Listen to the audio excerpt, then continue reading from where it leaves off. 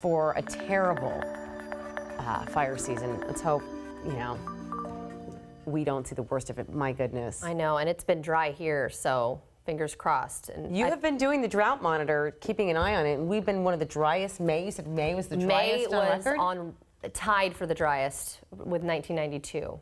All right. Well, that makes me especially nervous for fireworks. I know, right? And so you have to go to king5.com to get the list to see if your county even allows it. What? So. Yeah, just maybe don't even try it. Just let the professionals handle it. But it's not just dryness, it's heat, right? So parts of the U.S. will see sweltering heat through the 4th of July. They've already seen it. Temperatures soared to 94 degrees over the weekend in Chicago. This was the Cubs versus Twins game. Several players had to leave the game suffering from dehydration.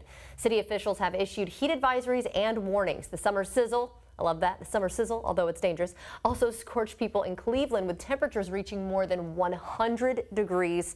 Many people tried to cool off by hitting the water. So hopefully they will get some relief soon. But I actually have a look, too. I'm going to start off with some of the advisories and the watches and warnings. Just look at this. The whole Northeast here, it looks like. So actually the gray is poor air quality. That's what the gray is indicating. But the orange is the heat advisory. The pink here, excessive heat warning. And then that red right there is a watch. So definitely seeing that up and down New England where they're not used to that, right? And I think Amity was telling me a lot of them don't really have air conditioning, kind of like up here. Up here, a lot. It's not, Can you hand me that iPad really quick? Yes, I'm having an issue with my little clicker here. All right, so, and what's causing this, you guys, is there's a ridge of high pressure that's over them, and it's bringing in all this heat here, and it's keeping it there. We have low pressure, a trough that's over us right now, and that's what's bringing in the shower chances through today. And notice as we go into tomorrow, it's actually going to push offshore, and then we'll be seeing some of that ridge building into our area, making for nicer weather as we go into the 4th of July. But it will get a lot warmer. Not quite as warm as the Northeast, thankfully, but warmer than what we've seen. We've been unseasonably cool the last several days, about 5 days. So then on Friday, we'll start to see that low moving back in, bringing in a chance for some showers. Mainly Friday night into Saturday, and then by Sunday it's gone, and then we'll start to dry out again. So this is what we're dealing with right now. We saw some showers earlier this morning, some pockets of drizzle out there, very light precipitation, but pockets of moderate rainfall mixed in.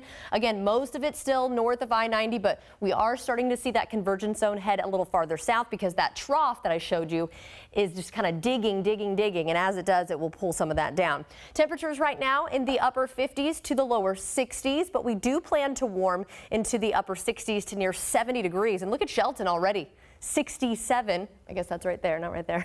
67 degrees in Shelton. So we're already seeing that warming. The clouds are starting to break apart. We're getting some more sunshine. So it's time for Fido's forecast to get you through the next several hours. And take a look at Henry. Amity, just look at that face. I just want to get him. He's just so cute. I love it. So as we go hour by hour, those temperatures probably going to be right around mid-60s by 5 and 7 o'clock. And I kept a stray shower in the forecast because the models are showing just a little bit of moisture still left over.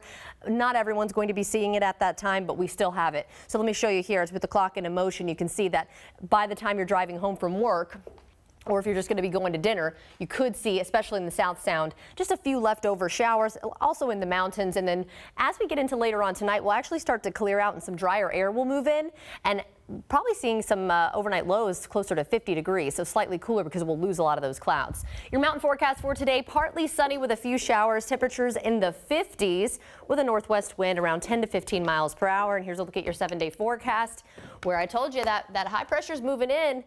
And as it does, you can see we'll start to dry out and warm up slightly tomorrow, but Wednesday, Thursday, upper 70s. I think some of us could even hit the lower 80s, Amity. So it is going to be a very warm one. Summer has officially arrived once again, because May, it was dry and warm.